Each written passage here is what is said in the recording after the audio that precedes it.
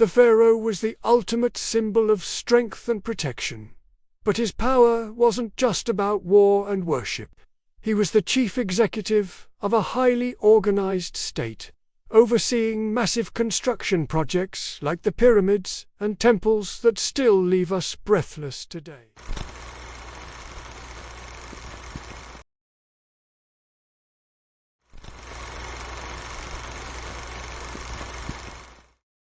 For over 3,000 years, one of the world's greatest civilizations was led by a line of rulers who were more than just kings. They were considered gods on earth.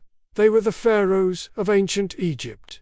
To their people, the pharaoh was the living connection between the heavens and the mortal world, the ultimate guardian of order, justice, and the delicate cosmic balance known as math. This is the incredible story of the pharaoh, his immense power, his sacred duties, his dazzling glory, and his everlasting legacy.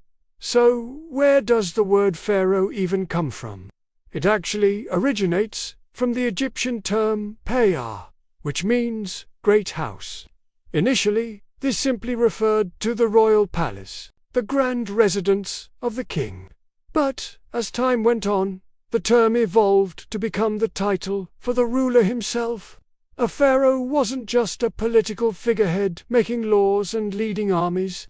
He was revered as the son of the powerful sun god, Ra.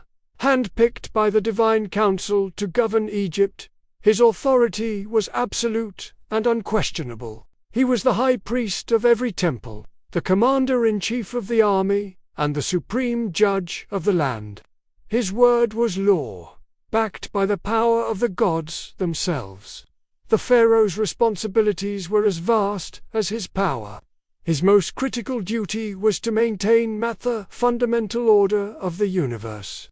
This meant ensuring the Nile flooded on schedule to fertilize the lands, that the harvests were plentiful, and that justice was served throughout the kingdom.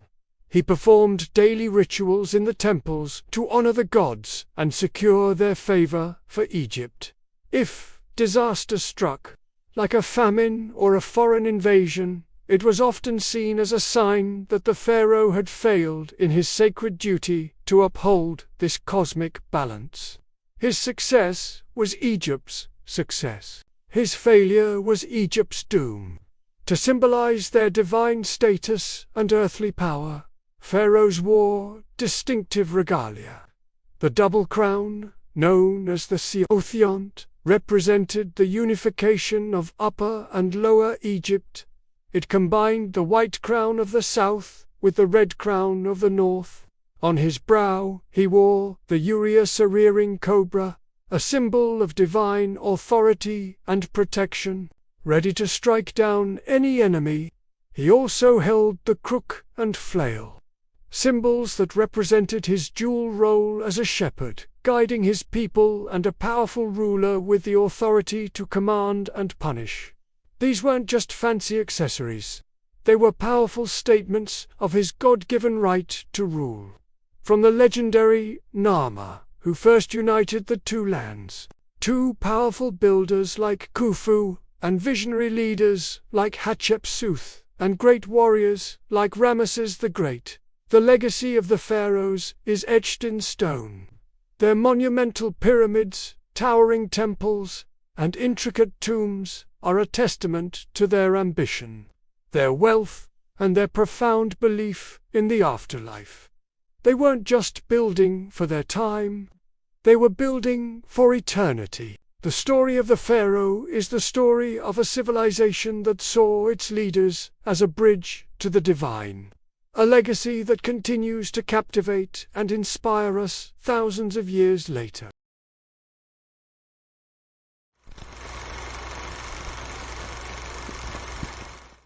Ever wondered what it was really like to be a pharaoh? Was it just sitting on a golden throne and having people feed you grapes all day? Well, sort of, but it's so much more complicated. Let's start with the good stuff. The luxury was absolutely off the charts. We're not talking about a big house.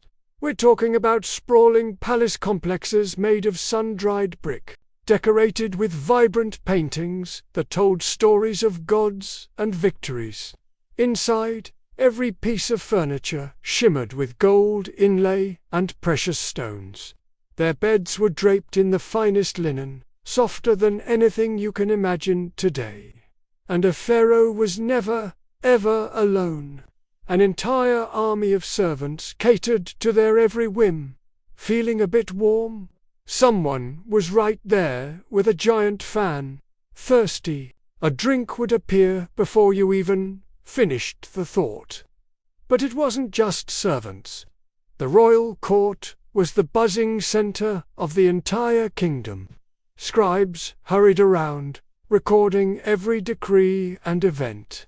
Elite guards stood watch, their polished weapons gleaming in the sun, and a close circle of trusted advisors, high priests, and the vizier were always nearby, whispering counsel and discussing the strategy for the empire. It was the absolute pinnacle of power and wealth in the ancient world. But here's the twist that changes everything. For all that power, a pharaoh's life was incredibly controlled. It was not a life of freedom. It was a life of ritual. Every single day was scripted, from the moment they woke up to the moment they went to sleep. Their actions were dictated by ancient religious traditions. How they sat, how they walked, even the way they spoke in public, everything was symbolic and had to be performed perfectly. This wasn't just a king. This was a living god on earth. And their entire life was a continuous performance to maintain cosmic order, what the Egyptians called mat. This divine role was reinforced by the powerful symbols they wore, which you've probably seen in movies and museums. First, there was the double crown, the Ptient. It combined the white crown of Upper Egypt and the red crown of Lower Egypt, showing that he ruled over the entire unified kingdom. In his hands, he held the crook and the flail. The crook, like a shepherd's staff, symbolized his role as the protector and guide of his people. The flail, a tool used for threshing grain, represented his authority and his power to provide for them. And of course, there's that iconic false beard. This wasn't a fashion statement. It was a sacred symbol of divinity, linking the pharaoh directly to the gods, especially Osiris. So, while the pharaoh lived in a world of unimaginable wealth and absolute power, his was also a life completely bound by duty, ritual, and the immense, crushing weight of being a living god. It was a golden cage, as beautiful as it was confining.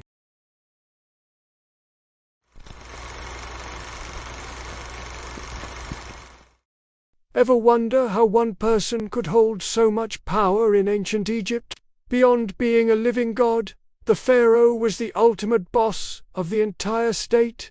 Think of it this way. The pharaoh was the government, the CEO, and the commander-in-chief, all rolled into one. He made every single law that the people lived by. Imagine one person writing the entire legal code for a country. Not only that, but he also controlled all the land and resources. The fertile banks of the Nile, the quarries full of stone, the mines rich with gold, it all belonged to him. He was the one who decided who got what. The pharaoh also handpicked all the important officials, from the vizier, his second-in-command, down to the local governors and high priests. This meant everyone in a position of power owed their job directly to him, ensuring their loyalty. It was a system designed for absolute control. But the pharaoh's power wasn't just administrative, it was military.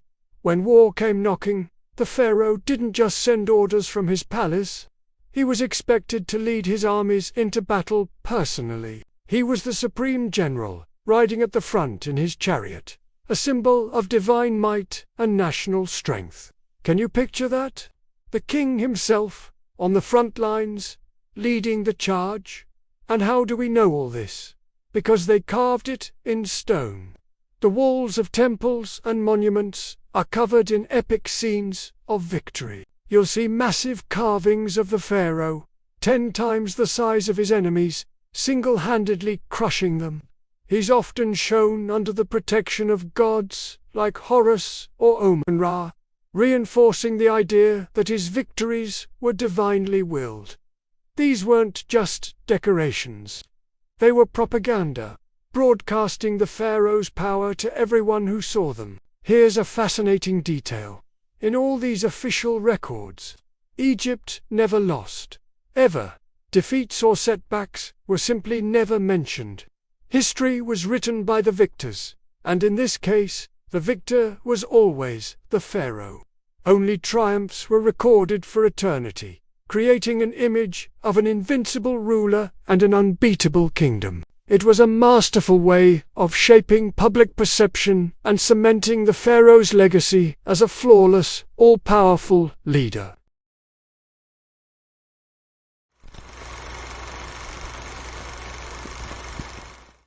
Ever wondered which pharaohs truly left their mark on ancient Egypt? I mean, we all know the word pharaoh, but who were the real superstars of the Nile? Let us dive into the history books and meet some of the most famous rulers to ever wear the double crown. First up, the OG pyramid builder Khufu. This guy wasn't just a king, he was an architect of eternity. His legacy? The Great Pyramid of Giza. Seriously, think about that. Over 4,500 years ago, he commissioned a monument so massive and perfectly constructed that it's the only one of the 7 ancient wonders still standing. It wasn't just a tomb. It was a statement of power meant to last forever. And, well, mission accomplished. Now, let's talk about a true trailblazer. Hatshepsut. In a world completely dominated by men, she rose to become one of the most powerful and successful pharaohs. Instead of waging wars, she focused on peace, prosperity, and trade. She sent incredible expeditions to the land of Punt, bringing back riches like incense, ebony, and gold. She was also a prolific builder, but her reign was all about economic growth and diplomacy. A true girl boss of the ancient world. Then we have the rebel Akhenaten. This pharaoh tried to completely shake up Egyptian society.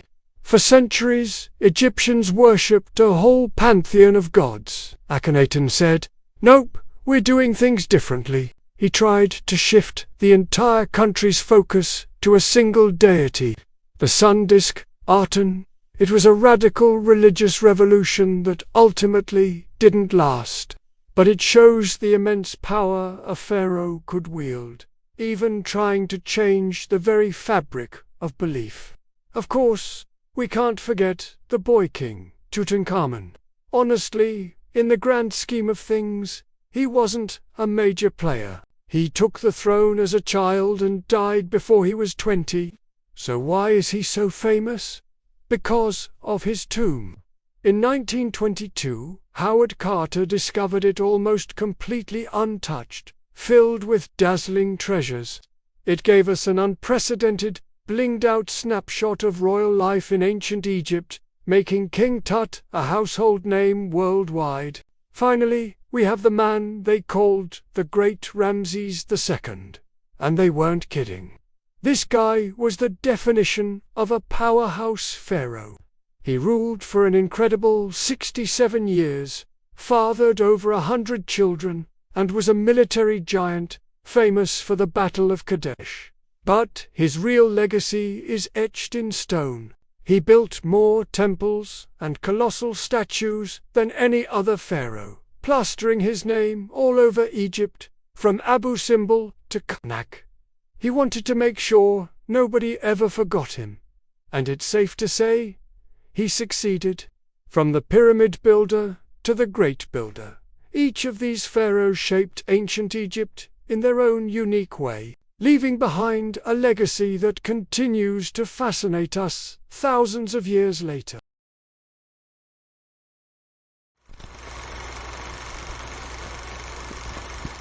For the ancient Egyptians, especially their pharaohs, death wasn't an ending. It was just the beginning of an incredible journey, a transformation into a divine being. They believed the soul wasn't a single thing, but had several distinct parts. First, there was think of it as your life force, your spiritual twin that stayed with you throughout your life and needed nourishment, even after death. That's why they left food and drinks in tombs. Then there was the Ba, often depicted as a human-headed bird. This was your personality, your unique essence that could travel between the world of the living and the afterlife. Finally, there was the Ok, the eternal, glorified spirit that would ascend to the stars and live among the gods. But for all these parts of the soul to survive and reunite, one crucial thing was needed. The physical body had to be preserved. This is where the famous practice of mummification comes in. It was a complex, sacred process designed to keep the body intact for eternity. Without the body, the soul would be lost forever. The pharaohs' tombs weren't just burial places. They were eternal palaces, gateways to the afterlife. Imagine stepping into one. You wouldn't just find a mummy.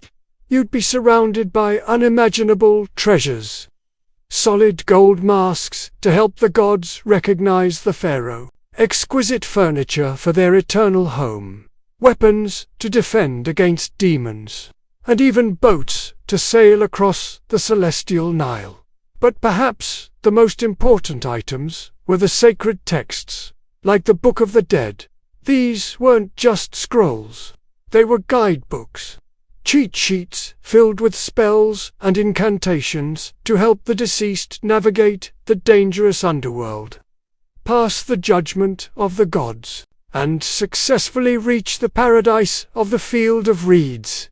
For a pharaoh, death was the ultimate test, and they made sure they were prepared for it in the most spectacular way possible. It was a belief system that turned death not into a final farewell, but into the start of an eternal adventure.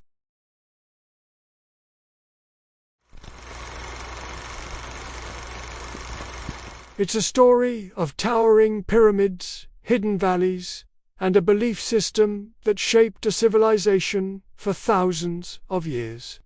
In the early days of the Old Kingdom, pharaohs made their mark on the landscape with colossal pyramids. Think of the Great Pyramids of Giza.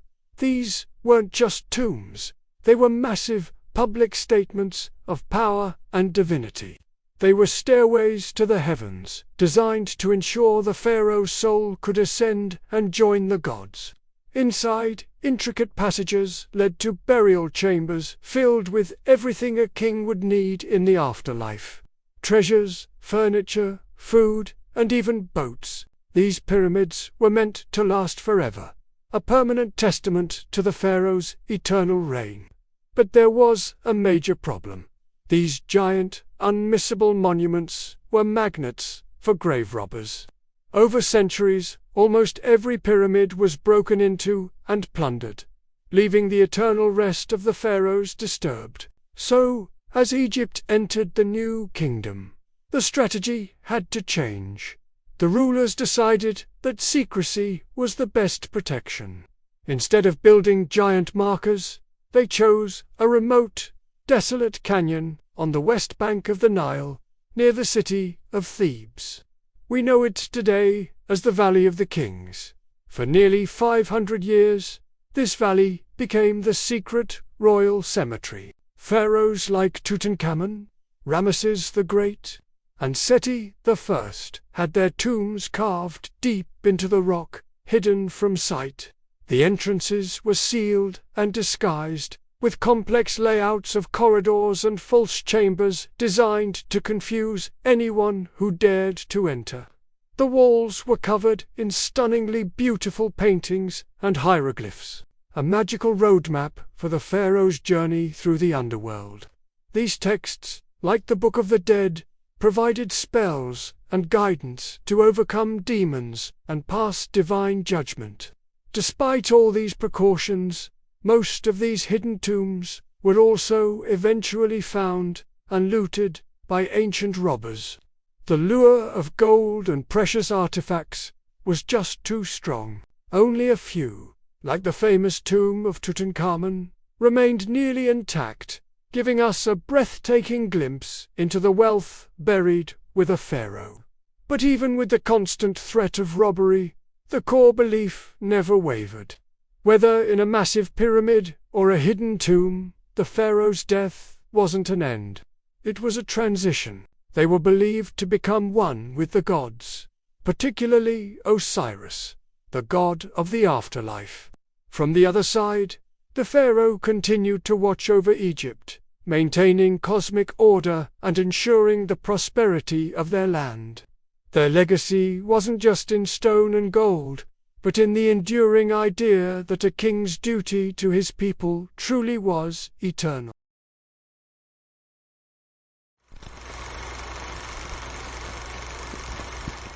So, we've journeyed through the sands of time, back to the glorious age of ancient Egypt, and what have we learned? The pharaoh was so much more than just a man in a fancy headdress. Imagine being seen as a living god, a direct link between the heavens and the earth. That was the pharaoh's reality. Every decision he made, every temple he built, wasn't just politics. It was a sacred duty to maintain the cosmic balance of order and truth. This divine king was also the supreme commander of the army, a fierce warrior leading his troops into battle, expanding the borders of the kingdom and protecting his people from foreign threats.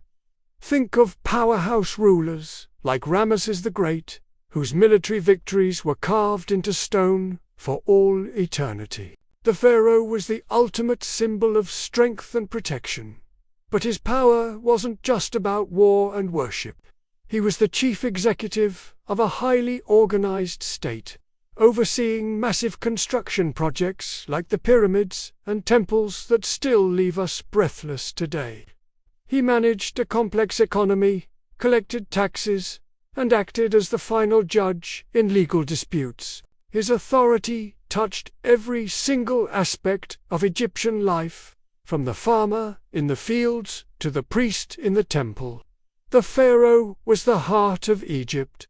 He was the sun god Ra on earth, the embodiment of Horus, and in death he became one with Osiris, the lord of the afterlife.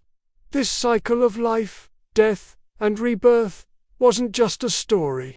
It was the foundation of their entire civilization, and the pharaoh was at its very center. So why, after thousands of years, are we still so captivated by these ancient rulers? Because they represent something timeless, ultimate power, divine right, and a connection to the eternal.